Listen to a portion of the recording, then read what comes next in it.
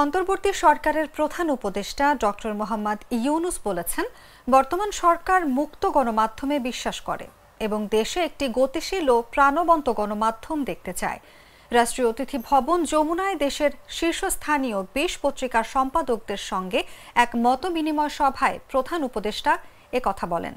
সভা শেষে প্রধান উপদেষ্টার প্রেস সচিব শফিকুল আলম ও উপপ্রেস সচিব মোহাম্মদ আবুল কালাম আজাদ মজুমদার ফরেন সার্ভিস একাডেমিতে সাংবাদিকদের ব্রিফ করেন। এ সময় উপপ্রেস সচিব অপূর্ব জাহাঙ্গীর উপস্থিত ছিলেন। প্রধান উপদেষ্টাকে উদ্ধৃত করে শফিকুল আলম বলেন, সরকার দেশে একটা গতিশীল গণমাধ্যম দেখতে চায়। এর জন্য যা যা প্রয়োজন তার সবটুকু করা হবে। একই সঙ্গে তিনি সরকার দেশে মুক্ত গণমাধ্যমের প্রতিষ্ঠায় প্রতিশ্রুতিবদ্ধ বলে উল্লেখ করেন। মতবিনিময় সভায় সম্পাদকরা সাংবাদিকদের জন্য যেসব কালা কানুন আছে সেগুলো বাতিল বা সংশোধন করার প্রস্তাব করেন।